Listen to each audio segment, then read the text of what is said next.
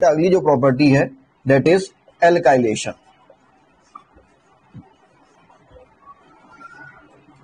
अगली प्रॉपर्टी की हेडिंग में नोट करना होगा आपको एल्काइलेशन, जिसको हम लोग बोलते हैं हिंदी में एल्कलीकरण। एल्काइलेशन यानी एल्कलीकरण। बेटा इसमें रिएक्शन कराने के लिए आपको जो कंपाउंड लेना रहेगा वो RX का रहेगा, और जैसा कि आपको मालूम है RX में R क्या है हमारा एल्किल ग्रुप, और एल्किल की वजह से ही इस रिएक्शन का नाम बेटा बन गया है एल्काइलेशन। ठीक है, तो इसकी थ्योरी को ले लेते हैं पहले, उसके बाद इसकी रिएक्शन को समझेंगे। देखिएगा, फिनॉल रिएक्ट्स विद, फिनॉल की क्रिया एल्किल हैलाइड के साथ, phenol reacts with alkyl halide, alkyl halide के साथ NaOH की उपस्थिति में कराने पर, in presence of NaOH, NaOH की उपस्थिति में कराने पर, in presence of NaOH alkoxy benzene का निर्माण होता है। Gives alkoxy benzene, alkoxy benzene का निर्माण होता है। ठीक है, समझिए। तो ये हमारे पास है इस तरीके से बेंजीन की रिंग, और इस रिंग में ऊपर बेटा ये हो जाएगा आपका OH। ठीक है, यानी फिनॉल। RX में कुछ भी ले सकते हो, फिलहाल हम यहाँ पर मेथिल आयोडाइड को लेने वाले हैं RX की फॉर्म में। लेकिन इसके अलावा आपने थ्योरी में देखा कि हमने ये लिखवाया कि हम लोग NaOH भी इसमें ऐड कर रहे हैं, NaOH भी मिला रहे हैं। तो जैसा कि आपको कल या लास्ट तक ये मालूम हो चुका है कि फिनॉल का नेचर एसिडिक होता है, फिनॉल का गुण या अम्लीय गुण इसमें होता है। तो और हमने मिला क्या दिया NaOH, तो हमको मालूम है NaOH क्या है बेटा, एक बेस है। तो बेस होने की वजह से आपको पहले इनकी आपस में रिएक्शन होते हुए मिलेगी, यानी फिनॉल का अम्लीय H लेकर बेस यानी क्षार का OH लेकर आप फिलहाल यहां से H2O को बाहर करेंगे। बाकी ये हो जाएगी आपके पास रिंग, और इस रिंग में बेटा आपके पास आ जाएगा ONA। इस कंपाउंड का नाम पहले से आप जानते हैं, इसको बोलते थे सोडियम फेनॉक्साइड। और अब जो हमारा दूसरा मेन कंपाउंड है वो हम लोग यहाँ पर ऐड करेंगे, वो यहाँ पर मिला देंगे, और वो बेटा रहेगा CH3I का। Na को लेकर I को लेकर यहां से आपको NaI को अलग कर लेना होगा, बाकी जहां पर Na रखा था वहीं पर CH3 लग जाएगा, यानी ये हो जाएगी रिंग, और ऊपर आपको मिल जाएगा OCH3। अब जैसे हम लोग यहाँ पे RX ले लेते तो वहां पर ऊपर OR आएगा, और OR का मतलब या OR ग्रुप आप सब लोगों ने पढ़ा है एल्कोक्सी होता है, तो इस तरीके से एल्कोक्सी बेंजीन का नाम आ जाएगा। लेकिन यहाँ पर OCH3 है जिसको आप मिथॉक्सी बोल सकते हैं, तो इसको हम लोग वैसे तो बोलेंगे मिथॉक्सी बेंजीन। ठीक है, कई नाम इसके हैं, मिथॉक्सी बेंजीन।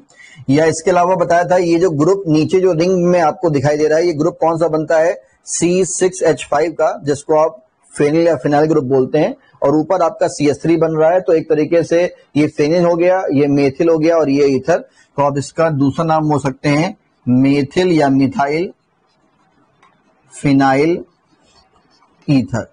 और इसका जो सबसे इंपॉर्टेंट नाम है वो इसका आखिरी नाम है, और वो हम आपको लिखवा भी चुके हैं जब सारे कंपाउंड्स की नेम बताए गए थे। तो इसका दूसरा नाम है एनीसॉल, और ये बहुत ज्यादा पूछा गया एग्जाम में, खासकर कन्वर्जन में, कि फिनॉल से एनीसॉल कैसे बनाएंगे। ठीक है, जल्दी से नोट करिए।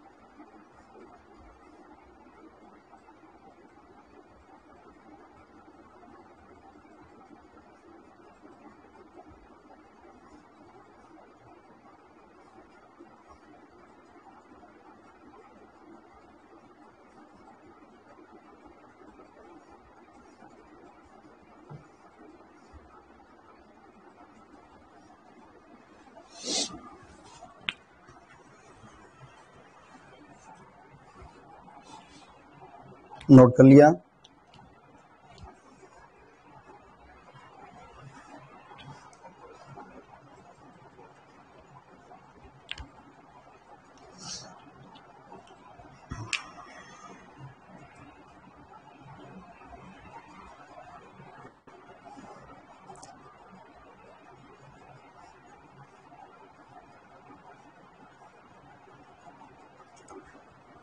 नोट हो गया सब बच्चों का, आगे बढ़े। तो एच एटम को लेकर बेटा ये जो 3 रिएक्शन थी वो कंप्लीट हो गई एक तरीके से, जिसमें एक आपका एसिडिक करेक्टर था, अम्लीय गुण था, दूसरा एसिटाइलेशन था, एस्टरीकरण था, और एक आपका यहां पर हो गया लास्ट पॉइंट में जो कि अभी आपने देखा एल्कलीकरण यानी एल्काइलेशन। अब आगे आने वाली 2 रिएक्शंस जो हैं वो ऑक्सीजन एटम को लेकर हैं, तो उसके पॉइंट में आएंगे, जो अलग से हेडिंग नहीं लिखवा रहे हैं, उसी में सब चल रहा है। तो अब ये 4th पॉइंट आप चाहे तो नोट करेंगे, हेडिंग में लिखिएगा बेंजीन का निर्माण, फॉर्मेशन ऑफ बेंजीन। बेंजीन का निर्माण, ठीक है। ये रिएक्शन है बहुत ही सिंपल सी, लेकिन बहुत ही ज्यादा यूज आपको इसका देखने को मिलेगा कन्वर्जेंस में। जब आप पढ़ेंगे तो इसका काफी यूज है आगे। तो रिएक्शन है सिंपल लेकिन है बहुत इंपॉर्टेंट, समझिए जरा। जैसे अगर हम फिनॉल को फॉर्मूले में लिखना चाहें तो ये आपके पास इस तरीके से आ रहा होगा C6H5OH, ठीक है। अब आपको दिख रहा होगा कि अगर हम यहां पर इस वाले कंपाउंड में से या इस फॉर्मूले में से अगर हम केवल O को हटा दें तो बचा हुआ जो H होगा वो तो H5 में जुड़ जाएगा और आपको बेंजीन मिल जाएगी। तो अगर कभी भी आपको OH का केवल बेटा O हटाना हो तो हमेशा आप वहां पर जिंक डस्ट को यानी जिंक पाउडर को वहां पर मिला दें, ठीक है। तो हमेशा इस बात का ध्यान रखिए कि अगर बेंजीन के साथ जुड़ा हुआ अगर OH है और अगर उसका O हटाना पड़े तो हमेशा जिंक डस्ट का यूज करते हैं, ठीक है। लेकिन इंपॉर्टेंट पॉइंट क्या है कि जो OH है वो रिंग में जुड़ा होना चाहिए। अब जैसे मान लो ये हमारे पास है इस तरीके से, मान लो ये रिंग बनी है और इस रिंग में यहां पर हमने ऐसे लिखा हुआ है CH2H, तो अब की बात इस वाले O को हटाने के लिए जिंक डस्ट का यूज हम लोग नहीं कर सकते हैं क्योंकि ये OH रिंग में नहीं जुड़ा हुआ, ठीक है। तो वही काम, वही पॉइंट है, ध्यान रखिएगा कि OH का रिंग के साथ जुड़ा होना जरूरी है, ठीक है। तो यहां पर बेटा सिंपल हम लोग क्या ले लेंगे, जिंक डस्ट को, जिंक पाउडर को, ठीक है। सिंपल सा काम होगा, ये Zn इस O को लेकर क्या बाहर कर लेगा ZnO और बाकी बचा हुआ H H5 में जोड़ दो तो C6H6 हो जाएगा, यानी क्या मिल जाएगी बेंजीन। थ्योरी नोट करते हैं, लिखिएगा फिनॉल की क्रिया, फिनॉल रिएक्ट्स विद फिनॉल की क्रिया जिंक पाउडर के साथ कराने पर phenol reacts with zinc dust कराने पर बेंजीन का निर्माण होता है, टू फॉर्म बेंजीन। बेंजीन का निर्माण होता है टू फॉर्म बेंजीन, ठीक है। तो इसको जल्दी से नोट कर लो, बहुत सिंपल सी रिएक्शन है।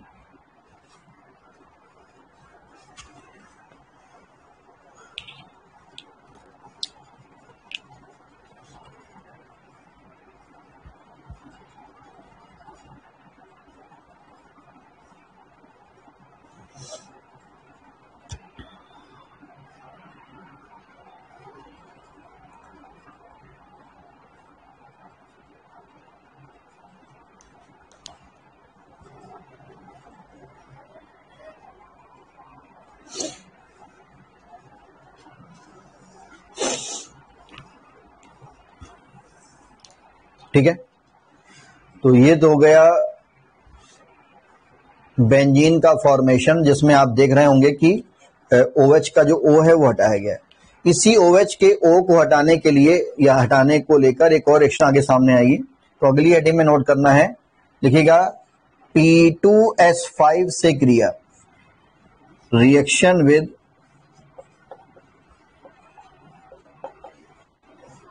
P2S5, P2S5 से क्रिया। जैसे P2O5 आप लोगों ने पढ़ा होगा, उसको हम लोग बोलते हैं बेटा फास्फोरस पेंटा ऑक्साइड। वैसे P2S5 को हम लोग बोलते हैं फास्फोरस पेंटा सल्फाइड। ठीक है, लिखते हैं थ्योरी को पहले। फिनॉल की क्रिया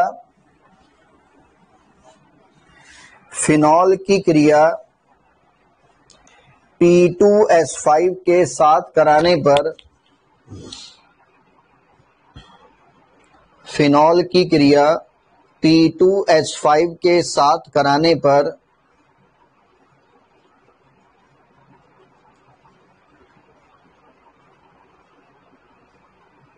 थायोफिनॉल का निर्माण होता है। THIO थायोफिनॉल का निर्माण होता है। Phenol reacts with P2H5 to form thiophenol. Thiophenol का निर्माण होता है। तो फिलहाल ये ध्यान रखिएगा कि अगर कहीं पर O को S से रिप्लेस कर दिया जाता है तो बेटा नाम जो होता है उसके साथ उसकी नेमिंग में थायो और ऐड हो जाता है। ठीक है, तो देखिए जरा, ये हमारे पास इस तरीके से बेंजीन रिंग, और इस रिंग में ऊपर ये हो जाएगा हमारे पास OH यानी कि फिनॉल। रिएक्शन के लिए हमारे पास है P2H5 फास्फोरस पेंटासल्फाइड। बहुत सिंपल सा काम करना है, एक तरीके से रिप्लेसमेंट है यहाँ पर, यानी जहां पर O है वहां पर सल्फर लगाना है, जहां सल्फर है वहां पर O लगाना है। ठीक है, तो आप क्या करिए, इसमें 5 का मल्टीप्लाई कर लीजिए, तो जहां पर O है वहां सल्फर आ जाएगा, जहां सल्फर है वहां पर O आ जाएगा। तो सबसे पहले तो ये आपके पास रिंग बन जाएगी, और इस रिंग में बेटा यहाँ पर आपको लगा देना होगा SH, और कितने मोल्स लेंगे, 5 मोल्स, और साथ ही साथ यहाँ से P2O5 को आप अलग कर लेंगे। तो जैसा कि आप देख पा रहे होंगे कि OH अगर रिंग में लगा था तो आप इसको बोल रहे थे फिनॉल, लेकिन अभी हमने बताया कि अगर O को S से रिप्लेस कर देते तो नाम में थायो लग जाता है, तो दिस कंपाउंड इज कॉल्ड थायोफिनॉल। तो इसको हम लोग बोलेंगे थायोफिनॉल। चलिए इसे नोट करिए।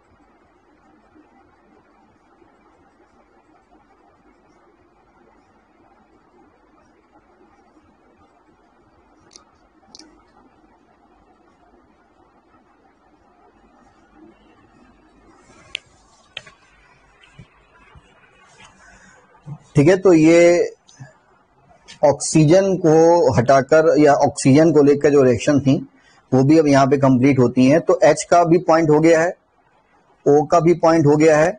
अब बेटा बारी आने वाली है किसकी, OH की। ठीक है, तो अब नेक्स्ट पॉइंट की हेडिंग सबको नोट करना होगा। PCl5 PCl3 तथा SOCl2 से क्रिया। रिएक्शन विद PCl5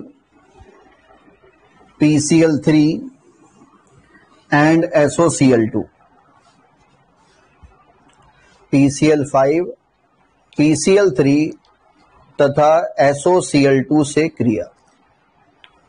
ठीक है, अब आपको मालूम होगा कि इन तीनों का मेन काम ये होता है कि ये तीनों ही OH को रिप्लेस करके OH को हटाकर वहां पर Cl लगाते हैं।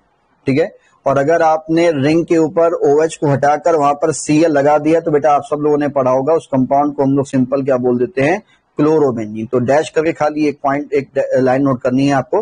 देखिएगा, क्लोरोबेंजीन का निर्माण होता है। Chlorobenzene is formed.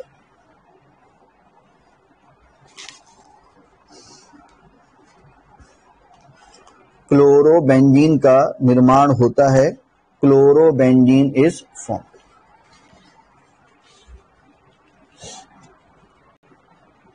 देखिए, तो तीनों रिएक्शन एक साथ आप देख लीजिए, उसके बाद फिर नोट करिएगा।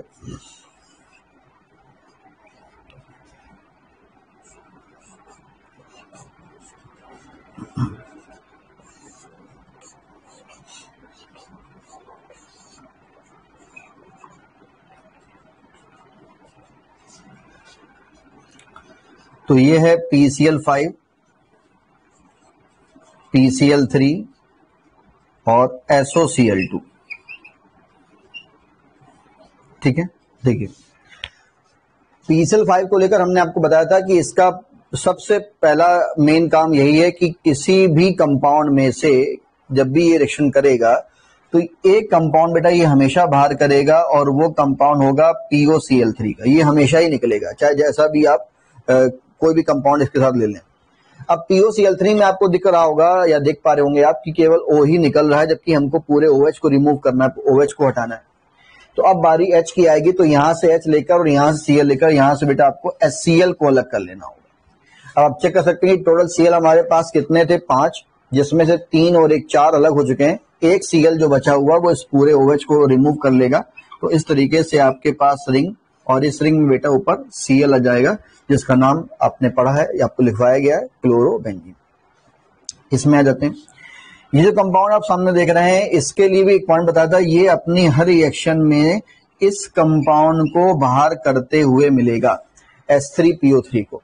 अब आप चेक कर पा रहे हो कि इस H3PO3 में 3 H आपने अलग कर लिए, 3 O आपने अलग कर लिए, जबकि आप देखिए आपके पास जो रिंग बनी है उसमें तो एक ही H है और एक ही O है, और आप अलग कर रहे हैं कितने, 3। तो आप क्या करिए, इस कंपाउंड में 3 का मल्टीप्लाई कर लीजिए, 3 H अलग हो जाएंगे, 3 O भी अलग हो जाएंगे, और ये वाला P भी अलग हो गया। तो केवल आपके पास ये रिंग बची है जिसके 3 मोल सामने दिख रहे हैं, और ये Cl उसके भी 3 मोल है। तो इस तरीके से आप फिर से एक रिंग बना लें, और इस रिंग में ऊपर रखेंगे आप Cl, और कितने मोल, 3 मोल।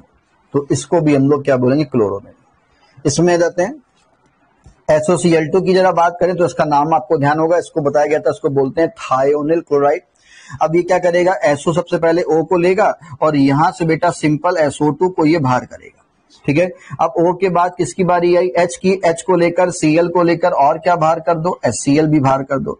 अब आप चेक कर पा रहे हैं या देख पा रहे हैं कि कुल Cl सामने कितने हैं, 2, चले कितने गए, एक Cl जो बचा वो OH को रिप्लेस करेगा और ये आपको देगा क्लोरोबेंजीन। तो आपने पढ़ रखा है पहले से कि चाहे PCl5 हो, चाहे PCl3 हो, चाहे SOCl2 हो, तीनों का ही काम है कि ये OH को रिमूव करके वहां पर Cl लगाते हैं। तो SOCl2 का नाम हम यहाँ लिख दे रहे हैं, हालांकि आपको मालूम होगा पहले भी। तो इसको हम लोग बोलते हैं बेटा थायोनिल क्लोराइड। ठीक है, और ये जो H3PO3 है इसका भी नाम शायद ध्यान हो, इसको बोलते थे ऑर्थोफॉस्फोरस एसिड। ठीक है, इस तरीके से चलिए इसे नोट करिए, फिर आगे बढ़ते हैं।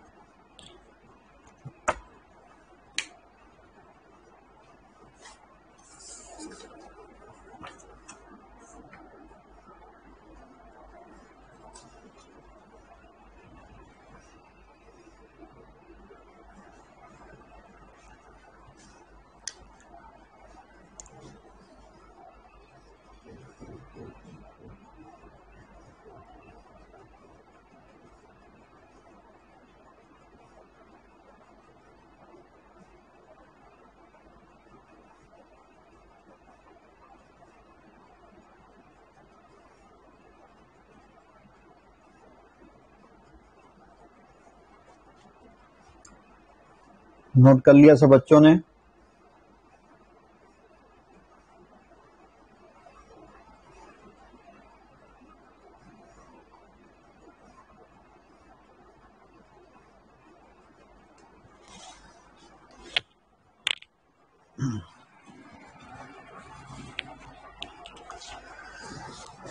चलिए, तो OH को लेकर ये एक रिएक्शन और आई, हम मतलब एक रिएक्शन हम लोगों ने पढ़ी है जिसमें ये 3 कंपाउंड एक साथ दिखे गए।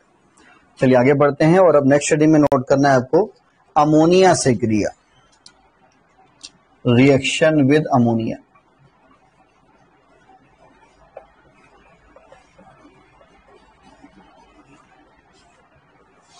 अमोनिया से क्रिया।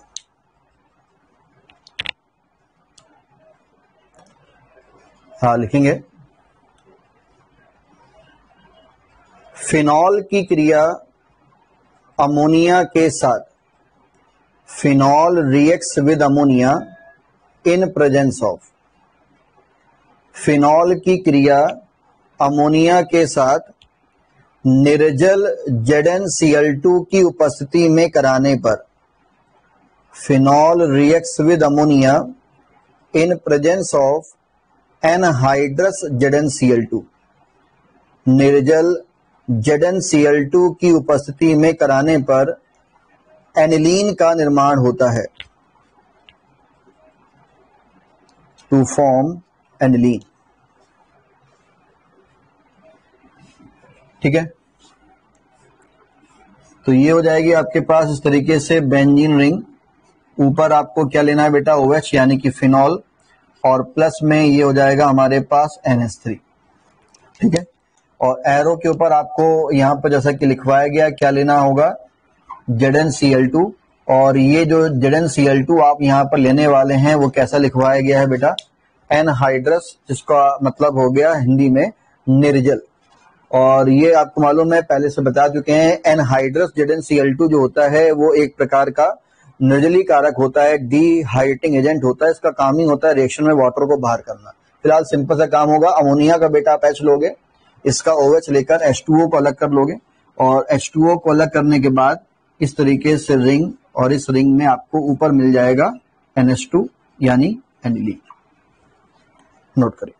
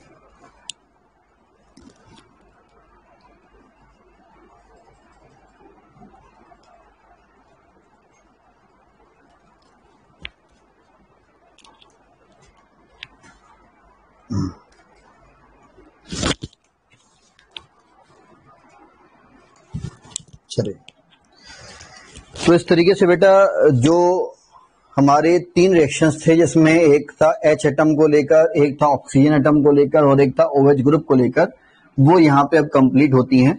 और अब बात आती है बेंजीन के नाभिक की अभिक्रियाओं की, यानी रिएक्शंस ऑफ बेंजीन न्यूक्लियस। अब ये जो हेडिंग आने वाली है ये मोस्ट इंपॉर्टेंट हेडिंग है, बहुत इंपॉर्टेंट रिएक्शंस इसमें आएंगी जो एग्जाम में बहुत पूछी जाती हैं। और ये बेटा ध्यान रखिए, ये कॉमन हेडिंग है हर एरोमेटिक कंपाउंड में, यानी चाहे आप कोई भी एरोमेटिक कंपाउंड आगे आने वाले चैप्टर्स में पढ़ोगे, टॉपिक्स में पढ़ोगे, हर एरोमेटिक कंपाउंड की ये एक कॉमन हेडिंग है। ठीक है, तो अब हेडिंग नोट करिएगा, बेंजीन नाभिक की अभिक्रियाएं। बेंजीन नाभिक की अभिक्रियाएं, reaction due to benzene nucleus, benzene नाभिक की अभिक्रियाएं। ठीक है, यहाँ पर बेंजीन न्यूक्लियस या बेंजीन नाभिक का जो बेटा मतलब है वो है बेंजीन में उपस्थित या बेंजीन में प्रेजेंट पोजीशंस से। और आप सब बच्चों ने पढ़ रखा है कि बेंजीन में 3 ही मेन पोजीशंस होती हैं, ऑर्थो, मेटा और पैरा। तो और ये भी पढ़ लिया है कि ऑर्थो पैरा पोजीशंस एक साथ आती हैं और मेटा की जो पोजीशन है वो बिल्कुल ही डिफरेंट है। अब ये सारी बातें हम लोग पहले से सीख चुके हैं, इसलिए हमने कहा था कि स्टार्टिंग का जो बेस है, बेसिक कॉन्सेप्ट है, अगर वो पहले से अगर क्लियर होगा तो आगे ज्यादा बताने की जरूरत नहीं पड़ती है। तो अब हमको फिलहाल पहले से मालूम है, पहले से क्लियर है कि अगर रिंग में OH लगा हुआ है तो हमने पहले से सीख लिया था कि कैसे ये क्लियर होगा कि ऑर्थो पैरा पे वो रिएक्शन होगी। उसमें हमने पढ़ा है कि जो भी कंपाउंड है, जैसे फिनॉल की बात चल रही इस समय, तो उसके जो रिजल्टिंग स्ट्रक्चर्स हैं, उसकी जो अनुनादित संरचनाएं हैं वो हम लोग बना लेते थे और उसमें नेगेटिव चार्ज हमको ऑर्थो पैरा पे दिखता था, इसलिए हम बोलते थे कि जो इलेक्ट्रोफाइल होगा हमारा, जो इलेक्ट्रॉन स्नेही अभिकर्मक होगा, वो ऑर्थो और पैरा पर रिएक्शन हमको देगा। और फिर इसके अलावा इसकी एक ट्रिक भी हमने निकाल ली थी कि इसको कैसे समझ सकते हैं, तो उसमें फिर से देख लीजिए एक बार। हमने कहा कि सबसे पहले हम लोग 1,2 लिख लेते हैं, ठीक है। और फिनॉल में हमको मालूम है रिंग के ऊपर क्या रखा हुआ है, OH, और O के पास हमको मालूम बेटा इलेक्ट्रॉन कितने होते हैं, आउटर शेल में बाहरी वाली कक्षा में 6 और H के पास 1, तो यहाँ पे कितना आएगा 7, यहाँ पे कितना आएगा 3। जब आप इसको घटाएंगे माइनस के तो आपका आंसर किस में आएगा, प्लस में, और प्लस का मतलब क्या हो गया, ऑर्थो, और ऑर्थो होगा तो ये पैरा साथ में आपको मिलेगा, ठीक है। तो अब ये ध्यान रखिएगा, ऐसा भी क्वेश्चन आ सकता है कि फिनॉल में होने वाली इलेक्ट्रॉन स्नेही प्रतिस्थापन अभिक्रियाएं ऑर्थो पैरा स्थानों पर होती हैं। Phenol gives electrophilic substitution reactions at ortho para position, explain, प्रदर्शित करिए इसको, इसकी व्याख्या करिए। तो बेटा इसमें कोई थ्योरी लिखने का काम नहीं है, आपको फिनॉल के वही सारे स्ट्रक्चर बनाने पड़ेंगे और वही स्ट्रक्चर पूरी व्याख्या कर सकते हैं, यानी उसी स्ट्रक्चर को बनाकर 1-2 लाइन आप थ्योरी की बोल सकते हो कि जैसा कि आप देख पा रहे हैं, हम देख पा रहे हैं कि जो अनुनादित संरचनाएं हैं, जो रिजल्टिंग स्ट्रक्चर्स हैं, उसमें ऑर्थो और पैरा स्थान पर, ऑर्थो पैरा पोजीशन पर इलेक्ट्रॉन का जो घनत्व है, इलेक्ट्रॉन की जो डेंसिटी है वो ज्यादा है, इसलिए हमारा इलेक्ट्रोफाइल, हमारा इलेक्ट्रॉन स्नेही अभिकर्मक ऑर्थो पैरा पे क्रिया करेगा, अर्थात फिनॉल एक ऑर्थो पैरा निर्देशित समूह है, hence phenol is a ortho para directing group, ठीक है। तो इसीलिए अगर ये क्वेश्चन अगर आपको इसको एक्सप्लेन करने के लिए अगर आ जाए तो उसका पूरा एक्सप्लेनेशन हम लोग पहले से देख चुके हैं, वही स्ट्रक्चर बना के उसको एक्सप्लेन कर देंगे। बाकी अगर नहीं आता है, खाली रिएक्शन ही करनी है, तो रिएक्शन कहाँ पे होंगी तो उसका तरीका भी, ट्रिक हमको मालूम है कि हम जल्दी से निकाल ले जाएं कि हाँ रिएक्शन कहाँ कहाँ पर है। तो जो थ्योरी है 1-2 पॉइंट में लिख लेते हैं, उसके बाद रिएक्शन कौन कौन सी आएंगे वो देखेंगे। नोट करिएगा, लिखिएगा, फिनॉल में इलेक्ट्रॉन स्नेही प्रतिस्थापन अभिक्रियाएं, इन phenol electrophilic substitution reactions, phenol में इलेक्ट्रॉन स्नेही प्रतिस्थापन अभिक्रियाएं ऑर्थो व पैरा स्थानों पर होती हैं। इन phenol electrophilic substitution reactions occur at ortho para position, ठीक है। और बाकी अगर ये ट्रिक ना मालूम हो तो हम पहले से बता चुके हैं, फिर भी अगर चाहें तो आप साइड में इसको नोट कर सकते हैं, ठीक है। चलिए अब ध्यान सुनिएगा क्या है यहां पर बेटा। बेंजीन न्यूक्लियस को लेकर यानी बेंजीन नाभिक को लेकर 3 ऐसी रिएक्शंस हैं जो मोस्ट कॉमन है, यानी वो आपको पढ़ने को मिलेंगी ही, चाहे आप कोई भी एरोमेटिक कंपाउंड पढ़े, ठीक है। और उन 3 रिएक्शन का बेटा नाम है हंसा,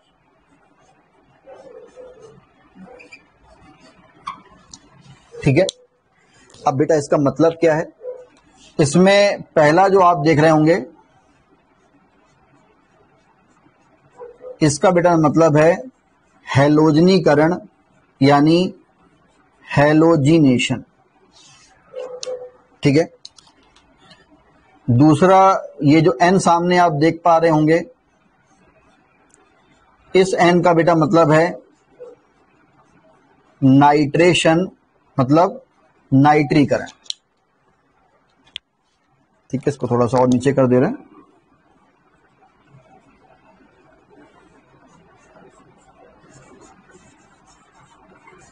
हैलोजिनेशन,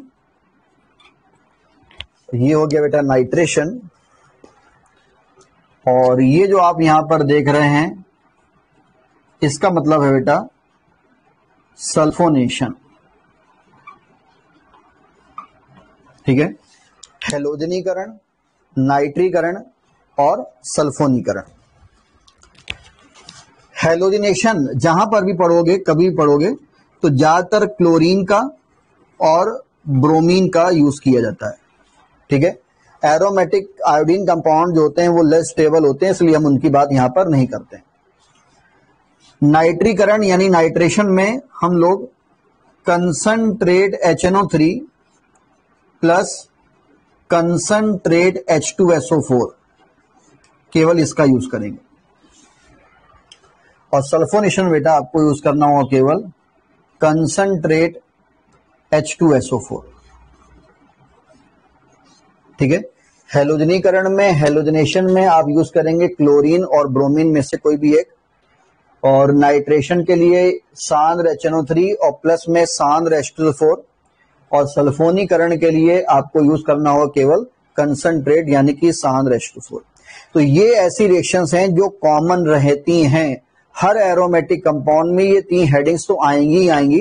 बाकी इसके अलावा उस कंपाउंड में या उस कंपाउंड की अपनी जो रिएक्शंस हो रही हैं वो तो होंगी, जो आगे आप पढ़ेंगे, लेकिन ये 3 बेटा ऐसी रिएक्शन है जो कॉमन है, कॉमन चलेंगी, जो आपको हर एक कंपाउंड में देखने को मिलेंगी। ठीक है, जल्दी से इसको नोट करिए, फिर आगे बढ़ते हैं।